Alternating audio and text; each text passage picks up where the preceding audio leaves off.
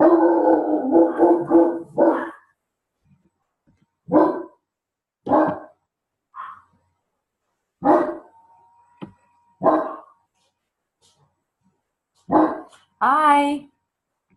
I see somebody's joined me. That's great. Let's just wait a little bit, okay? Let's wait a little bit for some more people to join. Hello, Tatiana. Hello, Mayra. Good to see you. Okay, let's wait a couple of minutes and we will begin. I've got some stuff I hope you're going to be interested in. You see, it's like because of my job, I am a teacher, by the way. If you don't know, I'm from Russia. I live in Cyprus and I work for DQuals, as you see by the presentation. So because of the nature of my job, I still teach and prepare for the Esol exams. In the past, I have prepared for the Cambridge exams, for the IELTS exams, for TOEFL exams, and for exams like GMAT and GRE that are accepted by the American universities for the master's level. Okay, so and because of that, I got involved in all this, the qualifications and where they come from. And because now I'm working for the LRN exam, which is like Learning Resource Network, which is another awarding organization. So I figured out, like, we as teachers, it would be good to know what the exams are all about. What are they where are they coming from? Why are they so, like, quite a few, not many, I can't say there are many, but there are quite a few, and also different universities have developed their own exams. So here is my presentation. I'll begin in 3 minutes approximately. So if you want to grab a coffee, or it's kind of late in Kazakhstan if you're in Kazakhstan. So you like maybe some light tea with chamomile. You have some time, okay? We'll begin now. I've got a short presentation. I've got some nice sites to share with you where we can get information about the Esol exams, who is registered and stuff. Okay, so I'll wait here a little bit.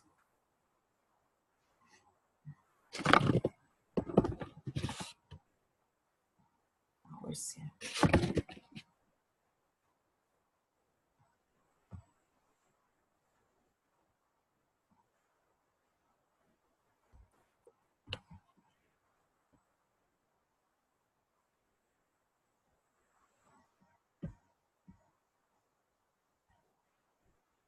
Okay, I'll stop sharing for a little just to check, you guys.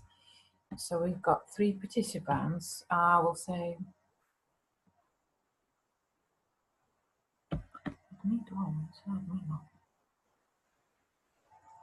Hello. Good to see you, Tatiana and Myra. Wow, it's waiting. So the system with the Zoom meetings is great. So at some point I can start a video. Asks to start video. I will ask to start a video with you. Okay. Ask to start a video. So if you want, join us with the video. Okay. The others are coming or maybe joining us later. I've got around 20 people who have registered, but because of the difference of the the time zone and stuff, maybe they're not coming like for the live webinar. But be sure I'm gonna send the recordings from that one to every one of you, and my presentation and the screenshots. Like you're going to see them in the presentation. All right, so let's begin. I've got firstly, check this out. Let's see, just a minute. Okay, so in today's presentation, which is called Esol Exams Literacy, which exam suits my needs? I'm going to go through the following points. I've got, I will just show a few players on the market of English system of professional education in English, okay? Including in English, sorry. And then because that will be very much connected, it's unavoidable to mention the Ofqual as an organization. Then we'll have a look at the, just a minute, I have admit all. Hello. Hello, I hope I'll invite you to guys to start a video. If you want, you can do this, okay? And I have to mute you though. It's good to have you. It's really definitely good good to have you with us. Don't worry if your colleagues or whoever you might have invited, it's not gonna be today, like on the live webinar. Doesn't matter. I'm gonna send recordings. So the thing is, let's move on. So I've prepared a short presentation about the things that concern us as teachers, the teachers of Esol. So I know there are many exams that are important in Russia and Kazakhstan. In Europe, we've got a lot of examination boards like Cambridge, Pearson, Trinity, City and Guilds, LRN, where I work. We also have Euro exams, so they're all competing. So I believe for us as teachers, it's important to know what are the benefits of these exams, what are they good for, and why are they important for some social groups. Like, I don't know, IELTS is really perfect for students because IELTS exam is accepted, the results of IELTS are among the admission requirements, right? So, but other exams, why are they there? Okay, what needs do they serve? So, I'm gonna show you a bit how it works, because many of the Esol awarding organizations are coming from Britain, like LRN. Okay, then it will be really connected with Ofqual. It's a government body that licenses all these Esol awarding organizations. Okay, then I will show you how the register of Ofqual is, like where you can find the list. If you ever want to check an awarding organization, or if this exam is valid, if it's actual, if it's important, it can be counted upon, you can see it in this register. Also, I'm going to wait, admit. Also, hello everyone again. So also we're going to see some how some Esol exams coexist, why are they important, and how they can be converted, what are the scale, how they can be converted. So let's go. So the UK examination system, education system, it goes like this from the top. So the UK government doesn't license, doesn't issue licenses to educational centers or establishments generally.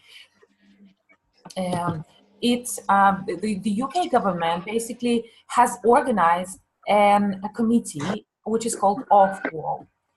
And the Ofqual uses its powers given by the UK government to recognize and to give license to certain commissions, like British national awarding organizations, like Cambridge, like City and Guilds, like LRN, okay, to issue licenses so they can work and they can issue the certificates, which are valid everywhere throughout the world. So the Ofqual, as I said, issues licenses to awarding organizations like LRN, okay? So, and LRN establishes training centers and exam centers the same way as Cambridge does it, as City and Guilds, as Euroexam does it. So that's how it works. This way, that's why I believe the British system of education it's pioneered a lot And that's why all the other nations like now the Russian Federation, the way it's been trying to introduce some standardized exams, they're trying to follow that kind of route, that kind of practice, okay, from the UK. All right. So, hi everyone. If you joined us a bit later, don't worry, everything is in the recording. So what is Ofqual? For you to know, this is the logo of the Ofqual. It's abbreviation that reads Office of Qualifications and Examinations Regulation. It's a non-ministerial government department, so it doesn't belong to any ministers, and it regulates qualifications and exams and tests. Okay, and as well as vocational qualifications, like what the children go and join vocational schools, like technical colleges, okay, or you know, anything that. So basically, it checks that the qualifications that awarding organizations like Cambridge and LRN and Pearson, they, whatever certificates they issue, they are standardized. So they are up to the standard established by the British Parliament, okay? That's what they are after. Now, I will stop sharing and I will share with you something different. It's, let me show you. I have something very nice. Hey, everybody, so many of you, so good. Great, wait a minute. So let's see the organizations. So have a look. This paper, this is an Excel file that I've downloaded from a website I'm going to show later. This is the official website of the Ofqual. So you can see, just quickly have a look. If I just look for, you see, this is the Cambridge. You see, it's in the green. So Cambridge Assessment English, which issues the English exams at Cambridge, it's registered under this registration number, okay? So whenever you want to see any other organization, if it is legitimate, if it's, it can issue valid certificates, okay, you gotta check it in this register. So now let's have a look at the LRN. Okay, you see LRN is over here. LRN Resource Network, we have this number, this is the registration number, and as you see over here, it says it is recognized, okay? The recognition by Ofqual is very important. So you see, if you scroll down, you see some other awarding organizations, they have been withdrawn, and some of them, they have been surrendered. So they just surrendered it, they don't work anymore, okay? But some of them have been withdrawn. Why would a license be withdrawn? Well, for the reasons that, for example, the exams do not, are not up to the standard established by Ofqual. So Ofqual really is very, very careful. It's, if you remember the previous slide, it was called the watchdog, the exam watchdog. So it checks if all exams are up to the standard and they're, it's the level of difficulty is the same for all the schools, okay? What do I mean? Well, that means that A1 level or A2 level in many Esol examination boards like Pearson, LRN is the same. So if it's A2 or B2 in Pearson, it's exactly the same, it has exactly the same validity, it's has the same level of complexity as in all the other awarding organizations. It's not higher, not lower, okay? That's good, isn't it? Okay, now I'll stop sharing. Now let me show you the, these are the organization. Now the same list, also downloaded from our Ofqual website, is about the qualification. So you see, if you have a look here, this is, I just have it on the screen. So we have this, for example, Pearson English exams have got these qualifications registered and regulated by the Ofqual, so they are valid, okay? Edexcel, if you know what Edexcel is, okay? So LRN exams, the Esol exams that I work for, they also having their qualifications registered all of them, starting from A1, A2, B1, B2 in English, C1, C2 in English, and many others. For example, TESOL, the Teaching English to Students of Other Languages, which I'm going to talk about in my next webinar. So they're all registered, and you can find them in this register. Okay, now let's have a look here. Do you see these qualification levels? Okay, so these qualifications, what you see, they have, well, this is the name and this is the level. So what are these levels now? Okay, I have another slide to show you. I'll stop sharing, and that's something I have to do. And let me see what, yes. So this is my, this is another paper I've also downloaded from the website, from the same website. So have a look. You see this? So these are the 9 qualification levels. Okay, basically they begin from entry level, which is like 0. Okay, and then they go up to the level 8, which is doctorate degree. So what is interesting for us is not level 1, because level 1 is very, it's elementary level, basically the level of skills that children get in primary and secondary school. Okay, but level 2, have a look. If you're familiar with GCSE exams, these are similar to EGE and or EGE in Russia. Okay, so they're considered level 2 with these grades. Okay, if the grade is good, these are the best grades. So this is a level 2 achievement. Okay, and Esol level 2 is also here. So English exams are basically level 2, and level 3 if they are of the higher, like C1 and C2. Also, we have A-level exam, again, if you're familiar with this. Now, this is interesting. So basically the university education, and well, it's also connected with English, begins with a certificate. So if the English university, you study 3 years, if you graduate from the first year, you get a certificate of higher education. If you graduate the second year of English university, you get a diploma of higher education. Okay. And if you graduate level 6, which is a degree, it's bachelor degree. Okay, level 6 in the education system is bachelor. Correspondingly, level 7 is master's degree. Okay, and as I said before, level 8 is doctor's degree. Okay, so that's it. And now the website of Ofqual for you to see how it is. Just a minute. My website. Let me just a second. Have it. Is it here? Just a second. I just want to show you the website. Just a sec. No, that's not here. Just this was my reminder, right?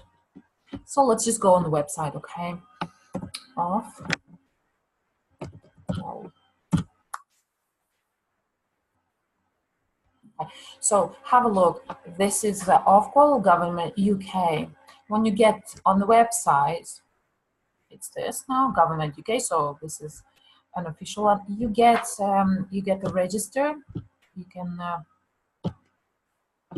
can look for the register. You can look for the qualifications, the latest ones. So all the information about, like for example, if I do LRN exams, I hope I'm going to get them. Yes, organizations. Yes, it prompts me to go to the organizations. Let me see. Wait, I'll better find the one that I had. Just a minute. Just a minute. That was. That's strange. I had a website. I had it open. Here maybe. Yeah, I have you over here. Just a sec.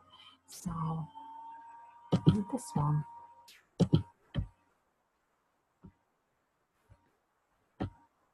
Just a sec. Sorry about this. How do I take it down?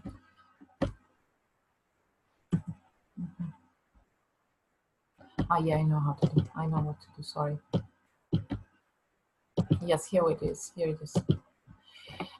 So this is the off-call register, okay? So this is where you can find the qualifications.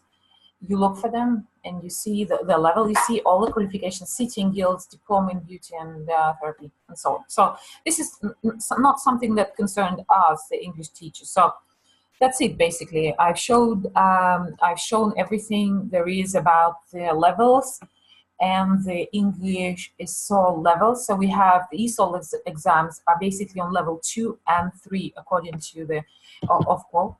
And now back to my presentation. So as I was saying, off-call is the watchdog for all the examination bodies. Now, let's have a look at the comparison. As you see, I've prepared this table for you to see how the exams are compared. In the first line, you can see our exams, LRN A2, I start with A2, B1, B2, C1, C2. Well, in Cambridge, they correspond to KT, PET, FCE, CAE, and CPE. If you're familiar with IELTS, so the IELTS exam are here. IELTS 4 until 4.5 is B1. So B2 is 5 through to 6.5 level, and C1 and LRN C1 corresponds to IELTS 7 to 8.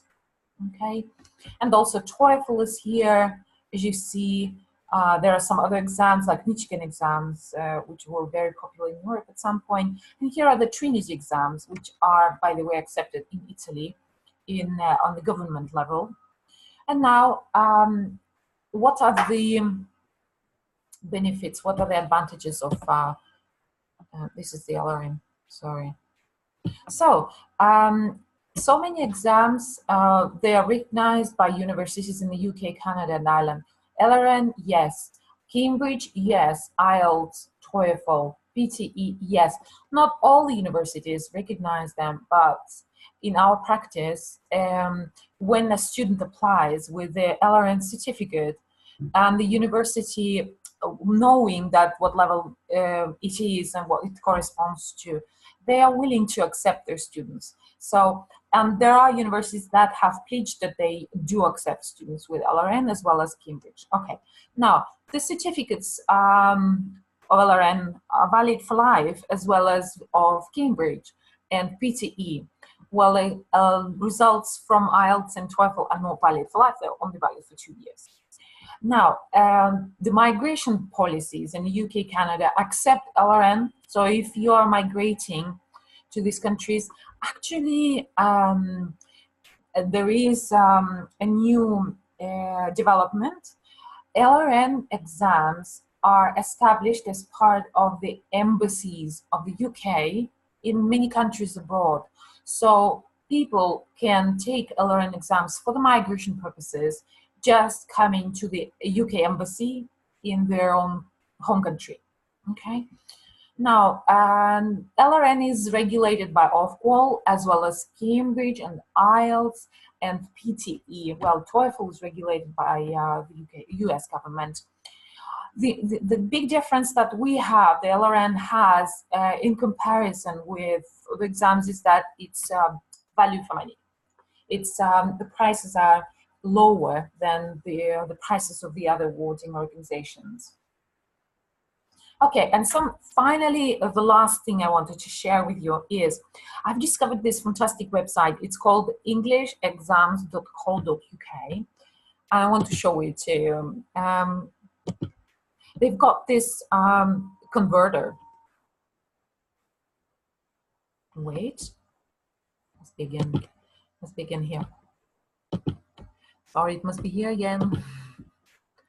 Yes. Here we go. So this site is called englishexams.co.uk. So this is like a wheel, an exam wheel. What you do is you check your level. For example, you click here and you've got Cambridge Advanced, yeah, CAE. Or so you just click here and you submit, and the clock is the wheel is moving around, rotating, and then it shows what the other exams and the level of achievement corresponding to the Cambridge Advanced exam. So if you have a certificate in Cambridge Advanced, that means you have Beck Preliminary with distinction. You have Beck Vantage with grade C or grade B, okay? Also IELTS 5 through to 6.5, okay? And so on. So look at that. These are the awarding organization. TOEFL, you see in TOEFL, if you score 35 until 93, this is the CAE again. And let me try another one. Let's see something else here. So if you like TOEFL, okay? So what if I have TOEFL? It's happening something, sorry.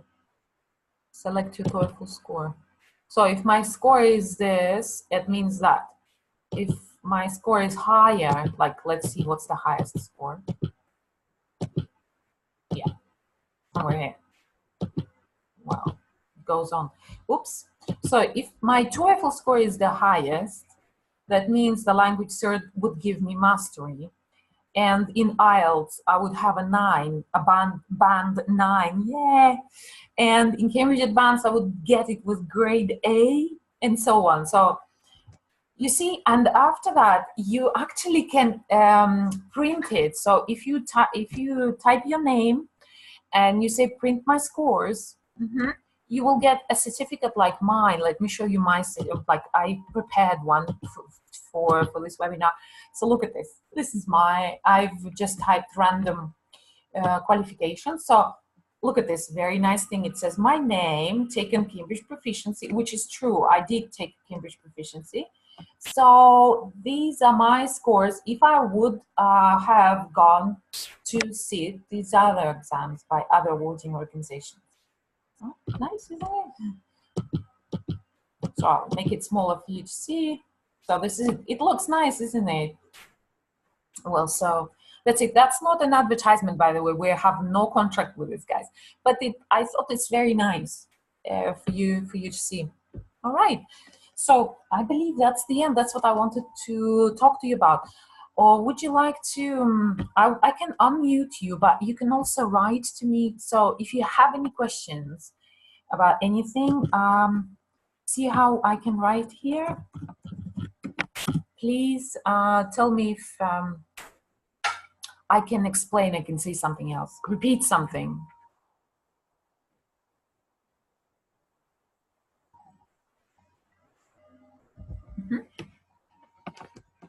To everyone, yes. So if you are, I guess, well, I've seen you guys before, which is very nice that you are coming back. And well, to tell you the truth, we are looking for new partners.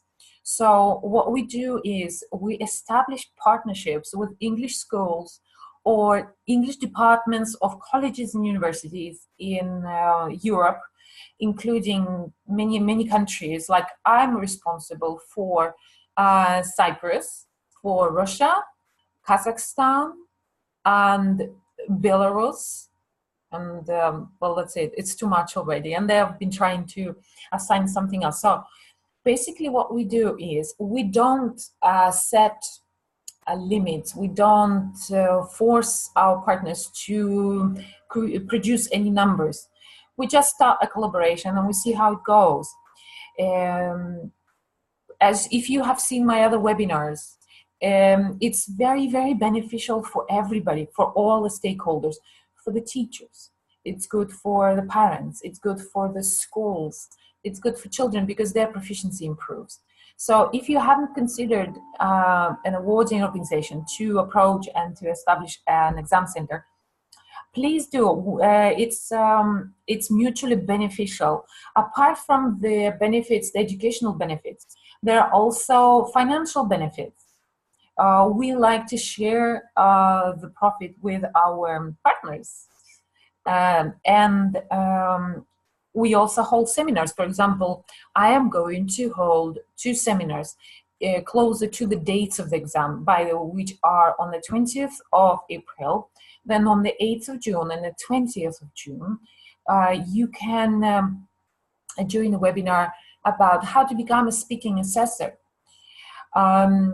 speaking assessment is something different from teaching. So becoming a speaking assessor, you kind of become an expert of how to prepare your kids for the speaking part. And because LRN exam is a regulated exam, basically it's very similar to Pearson, to IELTS, to Cambridge, to everything. So being a speaking assessor at LRN, you become an expert of the speaking part for sure. Also, something else I want, so think about it, okay? If you think it's something that is interesting to you, or you would like to suggest it to your educational organization, fine, I'll be more than happy. Okay, so nobody's writing yet. I hope you can hear me, okay? I hope you can see what's going on. So, and something last.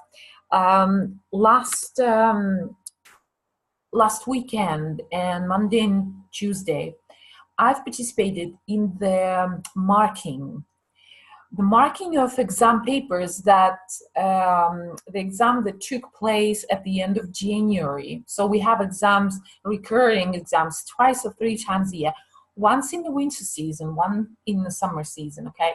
So since the winter session was in January, the exam papers were very many, so I've also participated. And I can tell you that there are so many common errors that students make, which makes me believe that it comes from the teachers. The teachers are not sure of what they teach, or I don't know, like I was correcting C2 and B2 tests. And I can say that, especially in the B2, which is supposed to be university level of English, many students are really weak in word order. The sentence is upside down. Firstly, you see the verb, but then you see when it happened, and then you see who did it. So many times.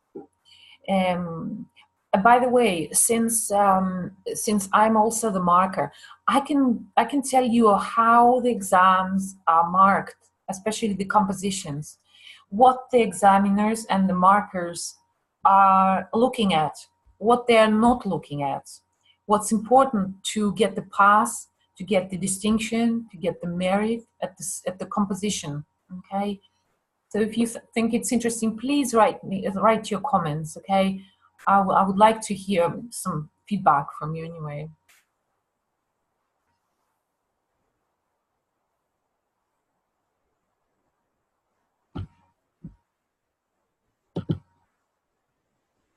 I'm asking to stop the video. Everybody, please start the video. Come on, let's. I know you guys. I know you're there. Come out.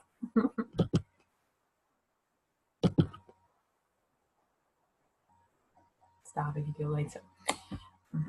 Okay. I hope. I hope it is all clear as far as the. Hello, Ainagul. Hello.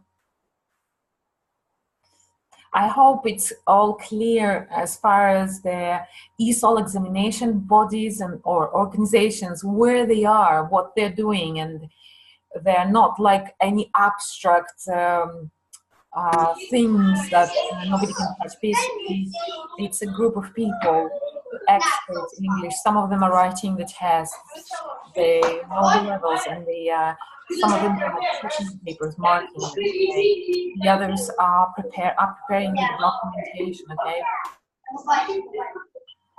So it's very interesting. The way they work, it's quite remarkable. Okay. I would like to invite you all to my next webinar, which is the next Wednesday again at the same hour. We're going to talk about the TESOL. You know the TESOL, teaching English to students of other languages. So having a TESOL certificate is very beneficial for teachers especially who are planning to work in another country. If you are, enjoy traveling and you would like to go and live in another country, the best thing to do is to enroll on the course at TESOL, by the way, which costs 580 euro only. And when you acquire this qualification, you immediately raise your status as a teacher if you're working in the private sector, and you can go abroad like me. I was always fascinated with Chinese language. Okay, so I've tried some. I've tried some. Uh, I've tried some Chinese, but I thought it's so difficult. I'm gonna go live in China to study Chinese. So what I did was like, I thought, okay, what do I need? And it turned out that I need the TESOL. And now I'm waiting for a break of 3 months to enroll to a course and to teach some Chinese kids and teenagers English while studying Chinese in the afternoon. How's that? So I know that many of your good students, if you teach at universities, if you teach English at universities, this is a fantastic opportunity to travel for English teachers. There are many success stories, like because our TESOL is not online. Many schools don't recognize online, so it's accepted everywhere. In Japan, the salaries for English teachers start from 4,000 euro. In China, it's 2,000, the least, plus they provide accommodation. So I think it's a fantastic opportunity. So if you want to have a look at what the TESOL is all about, not that you'll find something new, because when you study methodology, you already do this on your university course. But anyway, so this is what my next webinar is going to be about. So I'm so glad that you're all here. If you have no questions, I'm gonna call this meeting a day, okay? So we're gonna finish now, and I hope to see you again. Please don't hesitate, just write in my message, you know where to find me, my emails, and see you again. Bye-bye.